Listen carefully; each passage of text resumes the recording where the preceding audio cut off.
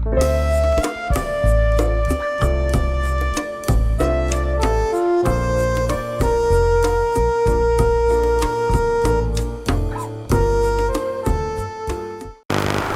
hamdu hatta tarithal arda wa man 'alayha wa khayrul. Subhanaka la ilma lana illa ma 'allamtana innaka antal alimul hakim. Rabbi shrah lana sudurana wa yassir lana umurana wahlul 'uqdatam min alsinatina wa yafqahu aqwalana. Allahumma salli ala sayyidina Muhammadin wa ala alihi wa sahbihi wa azwajihi wa dhurriyyatihi ajma'in. Amma ba'd. Bersyukur kehadrat Allah Subhanahu wa taala yang dimuliakan, tuan pengerusi surau, tuan-tuan imam, tuan-tuan muadzin yang bertugas di surau ini, barisan ahli jawatan kuasa, biro-biro, petugas-petugas, sukarelawan-sukarelawan, penyumbang-penyumbang, seterusnya ahli qaryah, hadirin yang dirahmati, disayangi, dikasihi oleh Allah Subhanahu wa taala, juga penonton di dalam live atau rakaman ini. Subhanallah, mudahan semuanya dirahmati, disayangi, dikasihi oleh Allah Subhanahu wa taala. Kita berdoa kepada Allah Subhanahu wa taala, mudah-mudahan dengan keberadaan kita di tempat ini menjadi suatu jalan pemudah, jalan pemintas untuk kita dapat mengecapi redha, maghfirah dan juga keampunan daripada Allah Subhanahu wa taala dalam waktu yang singkat. Dalam waktu yang kecederaan ini, dalam waktu kecemasan ini, pada usia yang tidak menentu panjang ataupun pendek, dengan keadaan kita yang tidak menentu sihat ataupun sakit, kita memohon, ya Allah, percepatkanlah kami dengan maghfirah-Mu, percepatkanlah kami dengan keredaan-Mu, dan terimalah semua amalan kami tanpa sedikit pun ditolak dan juga dihalang daripada sampai kepadamu. Amin ya rabbal alamin. Dan matikanlah kami semua dalam husnul khatimah. Kami berlindung dan minta jauh daripadamu ya Allah, daripada kematian yang menyayat hati, daripada kematian yang mengaibkan, daripada kematian yang mengejut. Amin ya rabbal alamin ya arhamar rahimin. Hadirin yang dirahmati, disayangi oleh Allah Subhanahu wa taala, kita sambung lagi setelah daripada cuti panjang diakibatkan dengan pandemik, suatu wabak yang ma'ruf, terkenal. Wabak ini lebih hebat lagi berbanding seorang artis maupun pemimpin. Sebut seluruh dunia saja, namanya semua orang kenal. Nama wabak ini, subhanallah, nama yang paling famous di akhir zaman. Ada hadis Rasulullah SAW menyebutkan dalam sebuah lafaz yang mengatakan bahawasanya percepatkanlah kamu dengan amalan menghadapi 7 perkara. 7 perkara ini ada amalan khusus untuk kita menghadapinya. Apakah amalan tersebut? Tak diberitahu oleh Rasulullah SAW. Apakah 7 perkara itu yang kita akan hadapi? Rasulullah beritahu. Kata para ulama, kenapa diberitahu perkara yang kita berhadapan itu? Tak diberitahu apakah dia punya amalan, kerana amalan itu adalah yang berkaitan dan juga yang berkesesuaian dengan apa yang kita hadapi. Kata Rasulullah SAW, fahal tantadiruna illa faqran mumsiya au ghinan mutghiya au maradan mufsida au haraman mufannida au mautan mujhiza awid dajjal fa bi'sa syarru yuntadhar awis sa'ati fas sa'atu adha wa amar. 7 perkara semua. Adakah kamu hanya menunggu, goyang kaki, relax, sehinggalah berlakunya kemiskinan tertegar, ataupun berlakunya kekayaan yang melupakan, ataupun kekayaan yang menjadikan seseorang sombong, ataupun sehingga datangnya penyakit yang menular. Rasulullah sebutkan dalam hadis ini, au maradan mufannida, penyakit yang tidak ada ubat. Sekarang ni penyakit ada ubatnya? Tak ada, melainkan penjarakan sosial. Subhanallah. Ataupun sehingga berlakunya kematian beramai-ramai, yang keempat. Ataupun sehingga berlakunya tua bangka yang melarat, tua bangka yang melarat. Ataupun sehingga munculnya Dajjal, dan Dajjal itu adalah perkara yang buruk kamu itu tunggu. Ataupun sehingga berlakunya hari kiamat, dan kiamat itu adalah yang paling perit dan paling pahit, kata Rasulullah sallallahu alaihi wasallam. Susunannya itu ibarat macam kita sudah pun alami. Yang pertama akan kita dapati di dalam dunia ini manusia yang miskinnya kemiskinan tegar, yang sampai subhanallah nampak air longkang, air parit pun rasa seronok, rasa macam manis. Ada orang miskin sampai ke tahap tu, sampai ke tahap minum air daripada lopak-lopak jalan. Ini wujud. Dia bukannya benda yang kita rasakan mustahil, malah dia wujud, cuma kita tak dapat nampak melainkan dalam gambar. Ada negara yang miskinnya wa'iyadzubillah tegar, orang miskin terlampau miskin, orang kaya terlampau kaya. Dia tak ada golongan B40, tak ada. Semuanya golongan atas ataupun bawah, kasta budaya. Lepas tu kata Rasulullah SAW, sehinggalah datangnya kekayaan yang membinasakan. Orang kaya terus kaya, tak jadi miskin. Orang kaya terus menerus kaya. Dah kaya tak apa, alhamdulillah, kedekut dah, tamak haloba pula tu. Seolah-olah kekayaannya itu tak mencukupi, nak lagi banyak, nak lagi banyak.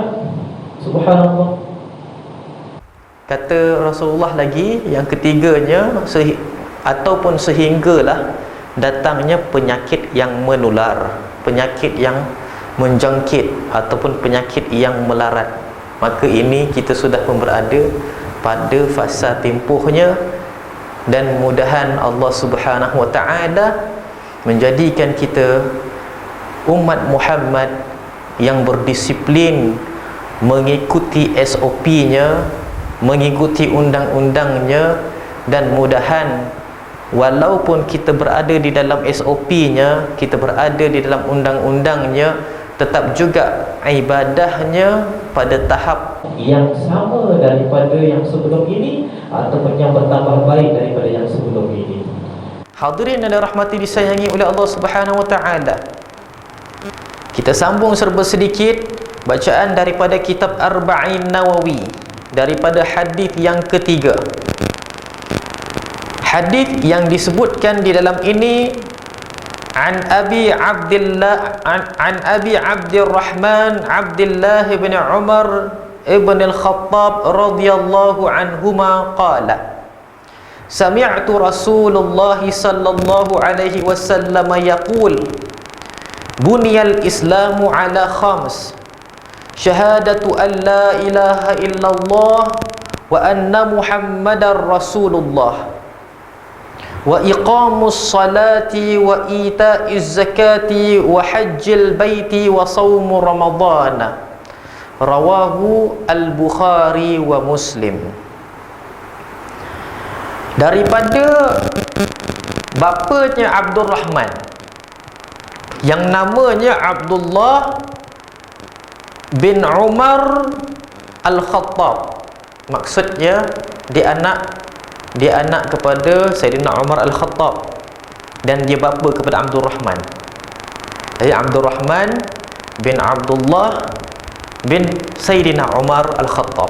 Maksudnya di dalam sanad hadis ini ada 3 generasi radhiyallahu anhuma, yang telah pun diredai kedua-duanya.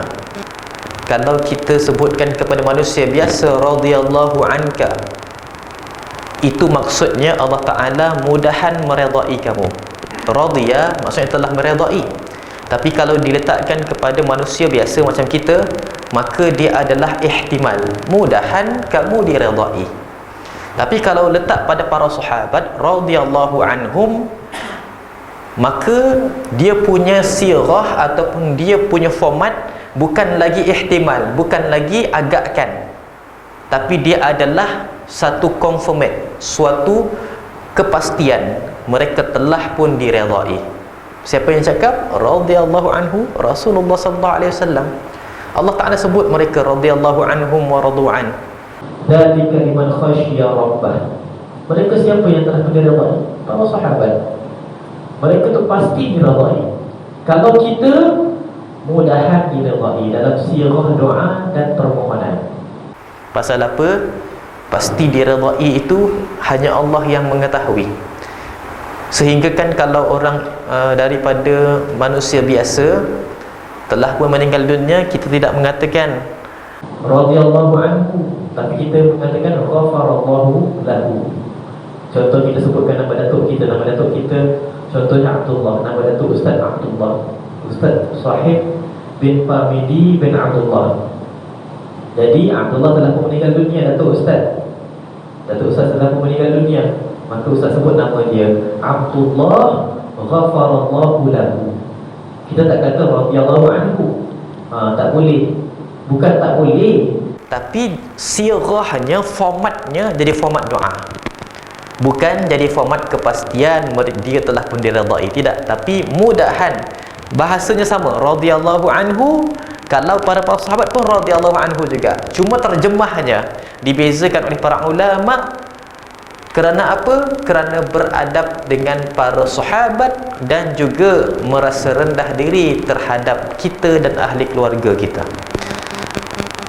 Disebutkan di sini hadisnya Rasulullah SAW telah pun bersabda bahawasanya yang dikatakan sami'tu Rasulullah sallallahu alaihi wasallam yaqul, aku telah mendengar. Siapa dia? Abdul Rahman, bapa Abdul Rahman tadi, Abdullah bin Abdul Rahman tadi, Abdullah bin Umar tadi telah pun mendengar Rasulullah SAW bersabda. Apa kata Rasulullah SAW? Terbinanya Islam itu dengan 5 perkara. Maka dengan lafaznya itu terbina tu maksudnya Islam ini adalah suatu binaan yang maknawi, yang ianya tidak terlihat dengan mata kasar. Dia seperti mana organisasi, satu binaan, macam organisasi, seperti mana strategi. Ada orang nampak ke bentuk strategi? Mana kita nampak? Kalau kita lakar kat kertas pun dia tulisan lah, bukanlah kita boleh nampak secara fizikalnya, subhanallah. Tetapi dia wujud, dia ada. Begitu juga dengan agama Allah Subhanahu Wa Taala yang dikatakan Islam.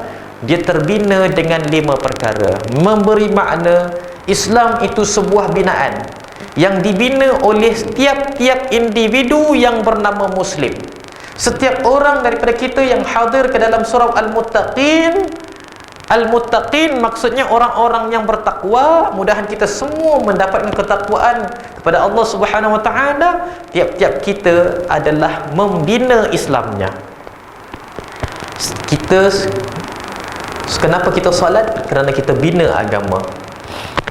Jadi subhanallah, agama itu binaan. Islam itu adalah sebuah binaan.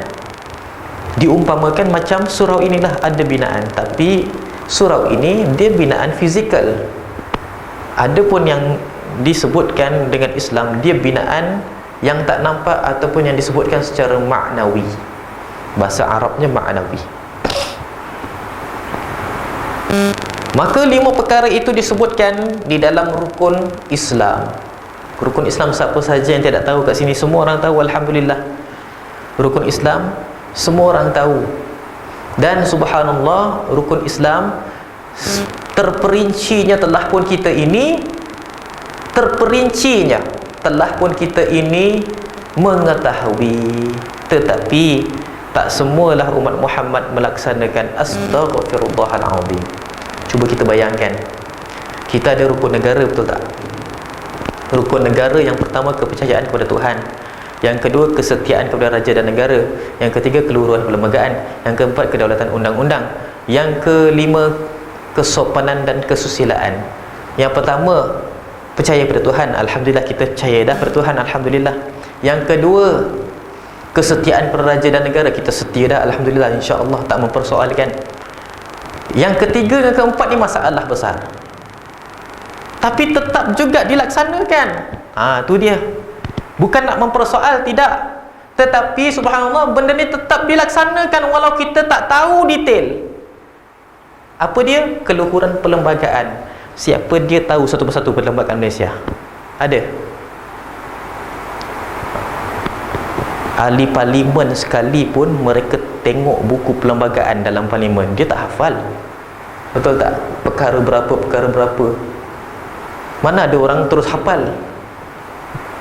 Kita ni subhanallah, rukun Islam semua hafal. Sekarang ni cuba sebut satu perkara yang dia punya rukun-rukun yang kita tak tahu. Ada? Rasa kat dalam surah ni semua tahu. Syahadat apakah kalimahnya? Tahu satu persatu. Solat apakah rukunnya? Tahu persatu. Zakat, puasa apakah rukunnya? Tahu satu persatu. Betul tak? Tapi kenapa kita ni ada yang tak buat? Kalaulah rukun negara, keluhuran perlembagaan yang mungkin hanya 5% rakyat Malaysia tahu, itu pun dilaksanakan. Subhanallah, perlembagaan tu sampai kalau ada orang mempersoal pun kita terpinga-pinga, betul ke? Ini perkara keberapa ni? Betul tak? Subhanallah. Kalau orang suruh kita sebut satu persatu perlembagaan Malaysia, habis pening kepala, tak tahu. Yang kita tahu, yang pertama kedudukan orang Melayu, kedua kedudukan agama Islam, yang ketiga habis tak tahu. Dua je tahu. Subhanallah. Apa dia lagi? Allahu a'lam. Ustaz pun tak tahu. Tapi kita sebutkan keluhuran perlembagaan, dan kita yakin perlembagaan itu adalah luhur. InsyaAllah, mudah-mudahan kita berada pada negara yang berperlembagaan dan raja yang berperlembagaan. Tetapi subhanallah, bukan ingin mempersoalkan, tapi ingin beri contoh. Kalaulah rukun negara yang isi kandungannya pun kita tak tahu, tetap dilaksanakan, dan tetap kita ini mengaku yang dia adalah luhur, apatah lagi rukun agama Allah Subhanahu Wa Taala, apatah lagi rukun Islam. Subhanallah, sepatutnya dilaksanakan wajib di atas wajib. Dia dah lah wajibkan lagi. Subhanallah. Jadi rukun Islam itu ada 5 perkara. Tadi yang kita tengok sebut rukun negara, ada 2. Keluhuran perlembagaan, kedaulatan undang-undang. Siapa dia dekat sini tahu undang-undang Malaysia satu persatu? Di bawah seksyen 23/2 Kanun Keseksaan, tahu ke untuk apa tu? Setiap enactment tu kita tahu ke? Tak tahu. Subhanallah. Bentang rang undang-undang tu, rang undang-undang ni, subhanallah, apa maksud rang tu pun kita tak tahu, kan? Orang kata rang undang-undang, kita pun rang undang-undang. Apa maksud rang? Apa benda? Tak tahu pula. Jadinya subhanallah, tetap juga dilaksanakan. Subhanallah, kedaulatan undang-undang. Jadi kita laksanakan, kerajaan kita laksanakan, kita pun memperakui benda itu seperti mana dastur, kita punya garis panduan dalam kenegaraan. Maka dalam beragama, rukun Islam, apatah lagi kerana apa? Rukun Islam dia tak ada benda yang terrahsia sebenarnya. Semua dah diberitahu dan semua dah jelas. Tinggal kita ni saja nak laksanakan dalam kehidupan ataupun tidak. Kalaulah rukun negara yang kita ini ada yang belum jelas, yang mungkinlah perlembagaan tu dia punya bukunya sampai tebal macam ini, undang-undang tu dia punya bukunya sampai tebal macam ini, memang tidak perlulah kita ini nak hafal. Melainkan kalau undang-undang tu hakim perlulah dia itu mengetahui, itu pun dia mesti kena rujuk. Subhanallah. Ini kan pula agama Allah Subhanahu Wa Taala yang dia punya rukun-rukunnya satu kertas pun tak sampai. Kalau kita nak tulis rukun solat, sampai ke satu kertas, satu muka surat? Tak sampai. Melainkan kalau kita syarah lah. Kalau syarah pun tak adalah sampai tebal sangat. Kalau syarah pun boleh jadi paling kuat pun 10 muka surat dah. 10 muka surat, subhanallah. Lalu bagaimana, subhanallah, kalaulah yang dikatakan dengan rukun negara yang kita hormati, yang kita sanjung itu, subhanallah, kita perakui dan kita akan hormat bila berlakunya dijatuhkan hukuman dalam undang-undang, ataupun kita ini melanggar perlembagaan dan kita diambil tindakan, kita ini subhanallah mengakui dan sebagainya, disebabkan dia adalah di dalam perkara-perkara itu dan juga dia adalah rukun negara, apatah lagi di dalam rukun Islam. Kerana apa? Rukun Islam mana ada yang tersembunyi? Cuba sebut benda dalam Islam yang kita tak tahu, ada tak? Tak ada, subhanallah.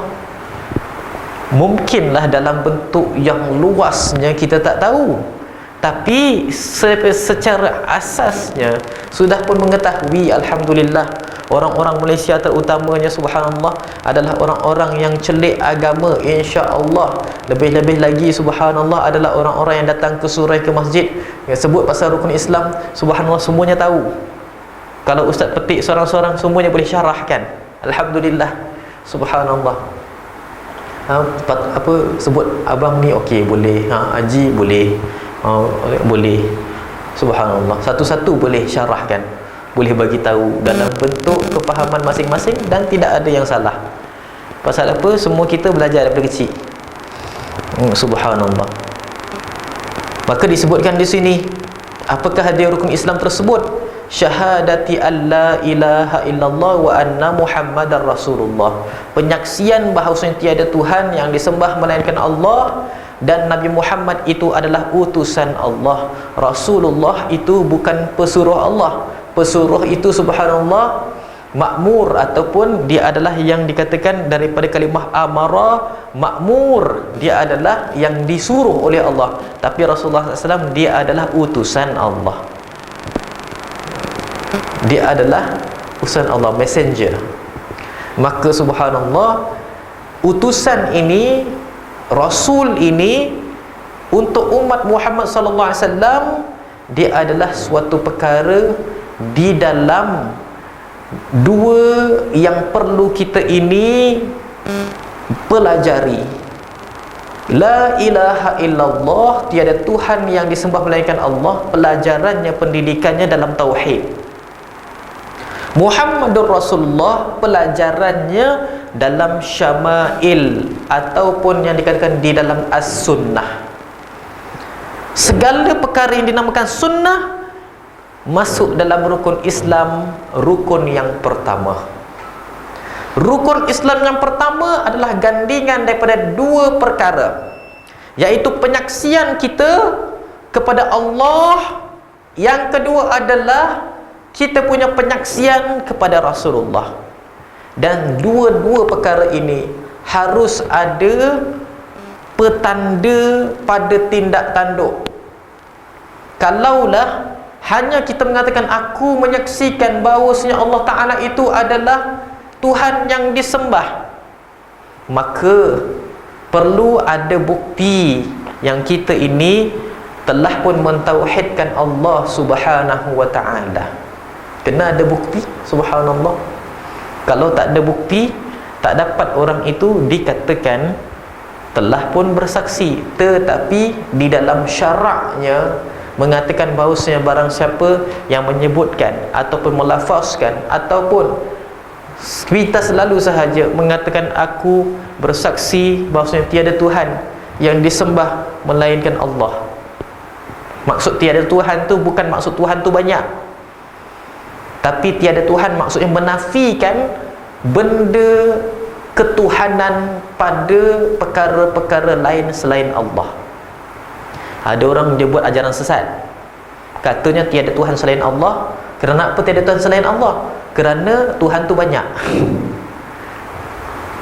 Yang Tuhan sebenar-benarnya Allah, yang lain Tuhan yang menipu. Jadi ini adalah ajaran sesat, tak betul. Bila kita katakan tiada Tuhan melainkan Allah, bukan maksudnya tiada Tuhan tu adalah kita ini menyebutkan mereka itu adalah Tuhan, tapi kita menafikan konsep ketuhanan yang ada pada semua perkara, kecuali Allah sahajalah Tuhan. Subhanallah. Ada juga yang mengatakan bahawasanya tiada Tuhan melainkan Allah. Dia bukannya menafikan berhala, dia bukannya menafikan harta benda, dia bukan menafikan nafsu sebagai Tuhan.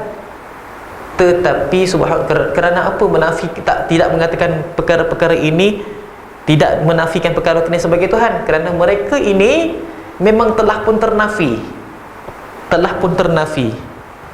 Yang dikatakan dinafikan adalah semua sifat-sifat yang berbentuk ketuhanan. Apakah sifat yang berbentuk ketuhanan? Maha pemurah, maha penyayang, maha pengasih. Semua itu adalah bukan Tuhan melainkan Allah. Maksudnya Tuhan itu hanyalah Allah. Sifat-sifatnya itu subhanallah yang ada pada Allah Subhanahu Wa Taala, sampaikan itu pun subhanallah bukan namanya Tuhan. Kerana apa? Bila kita sebut nama Ar-Rahman Ar-Rahim, kita sebut namanya, kita bukannya memiliki Tuhannya. Tu dia. Nak bincang perkara ni nanti pening kepala.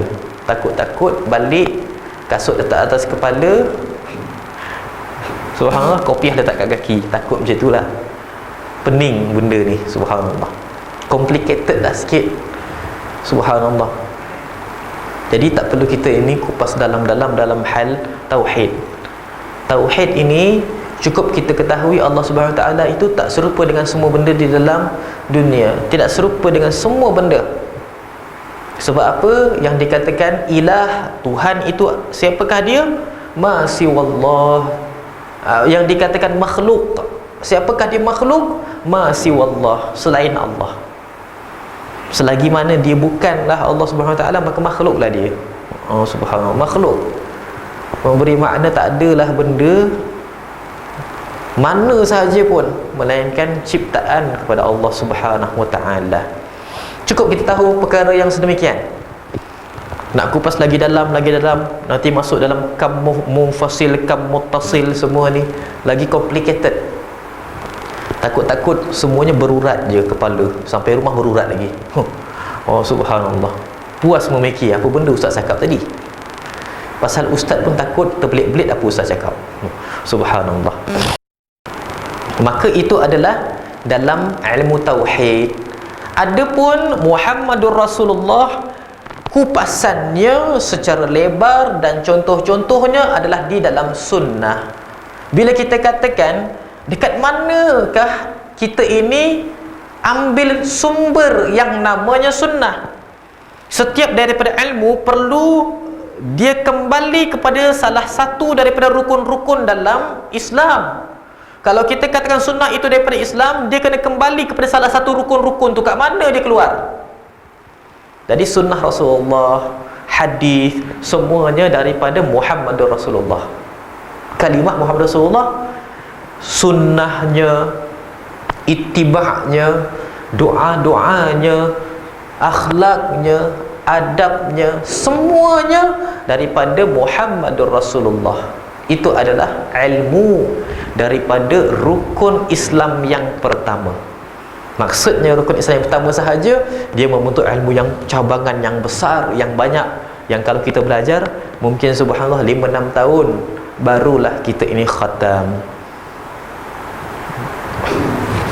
Maksudnya rukun Islam tu dia adalah benda yang sangat besar, yang kita rasa macam asas, tapi dia sangat besar. Dia induk kepada ilmu-ilmu yang besar, Masya Allah. Seterusnya adalah yang disebutkan wa iqamis salat, dan mendirikan salat.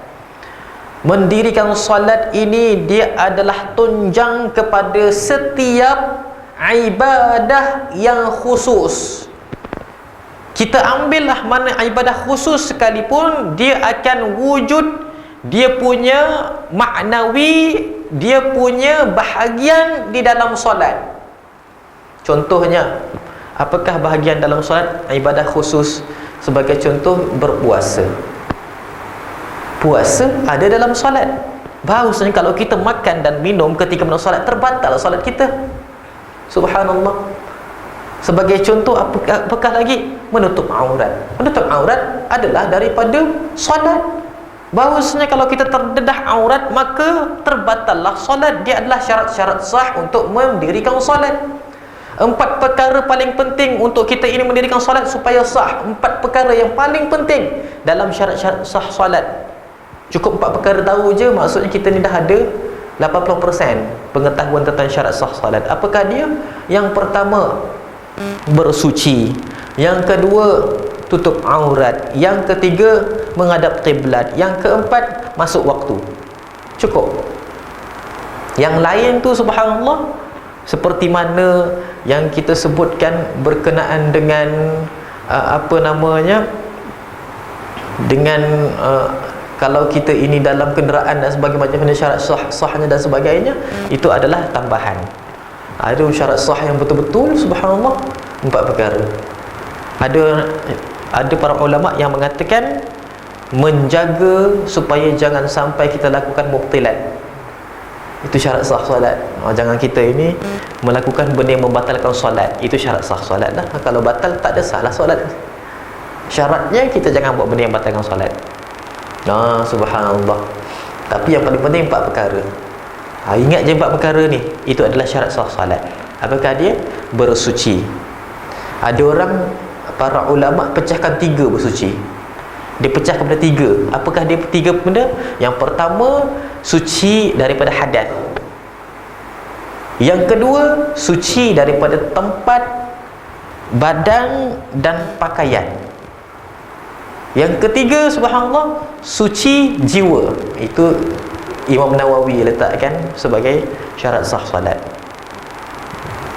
Kebanyakan para ulama, Imam Syafi'i kata 2 saja benda suci, bersuci. Tapi kalau kita sekali harum ataupun kita ini sebutkan secara ringkas, yang pertama bersuci. Apa bentuk bersuci? Semua bentuk kesucian. Kalau berhadas besar, maka mandi. Berhadas kecil, maka wudu. Subhanallah. Kalau selepas qada hajat, maka istinja. Bersuci ada 3 dalam agama Allah Subhanahu Wa Taala. Bersuci ada 3. Apa dia? Yang pertama, mandi. Mandi ada wajib, ada sunnah, ada harus. Dan mandi tak ada yang makruh, dan mandi tak ada yang haram. Tak ada waktu kita diharamkan mandi, tak ada. Tak ada waktu kita dimakruhkan mandi, tak ada. Ada waktu kita diwajibkan mandi, seperti mana selepas daripada berjunub, wanita selepas daripada kering haid, wanita selepas daripada kering nifas dan wiladah, maka diwajibkan mandi. Ada mandi tempatnya sunnah, iaitu pada hari-hari yang disunnahkan mandi. Contoh hari Jumaat, hari Raya Aidul Fitri, hari Raya Aidul Adha, nak pergi salat istisqa, sunnah mandi. Bilakah lagi sunnah mandi? Nak masuk kota Mekah, nak masuk kota Madinah, nak berihram, sunnah mandi. Jadi kat benda-benda tempat-tempat tadi tu sunnahlah mandi, dapat pahala mandi tu. Ada mandi yang harus saja, tak adalah dapat pahala, tapi dapat sejuklah badannya. Tak adalah nanti cek, bila scan je, oh suhu tinggi, tak dapat masuk pula dekat surau je. Subhanallah.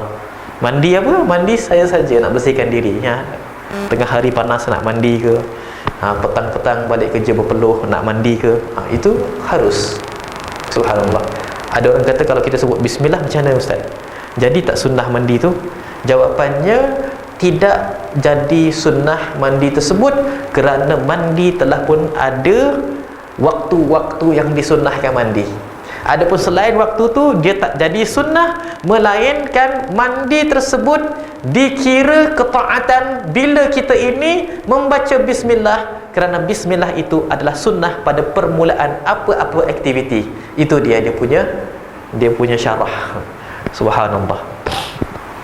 Hadirin yang dirahmati disayangi oleh Allah Subhanahu wa taala, maka semua daripada ibadah yang khusus ada dia punya bahagian di dalam solat.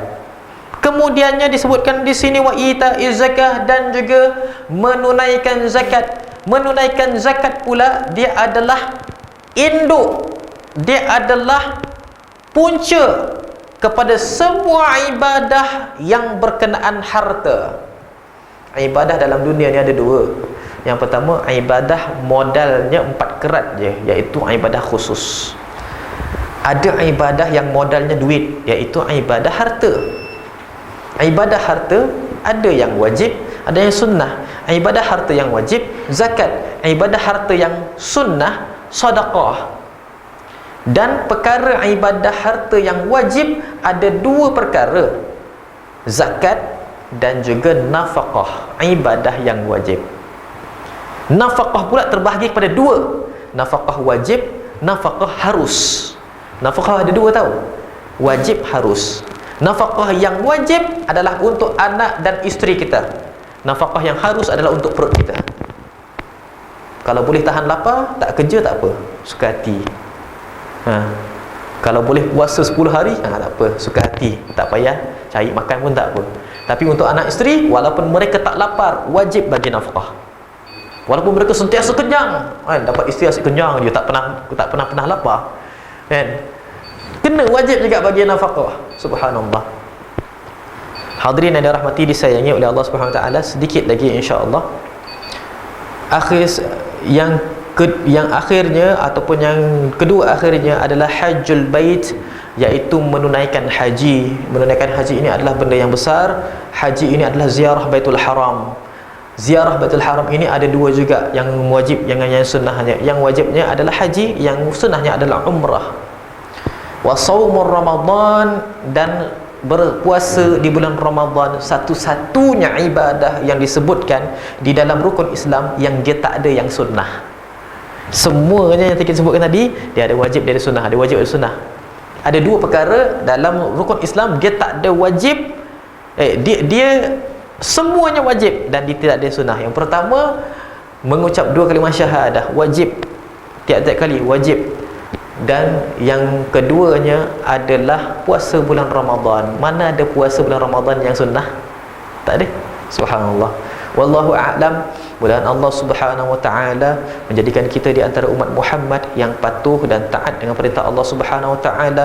Amin ya rabbal alamin. Rabbana atina fid dunya hasanah wa fil akhirati hasanah wa qina adzaban nar. Wa sallallahu ala sayyidina Muhammadin nabil ummi wa ala alihi wa sahbihi wa baraka wa sallam. Walhamdulillahi rabbil alamin. Minta maaf salah kata, tutur bicara, terkasar bahasa. Aqulu qawli hadza wa billahi taufiq. Assalamualaikum warahmatullahi wabarakatuh.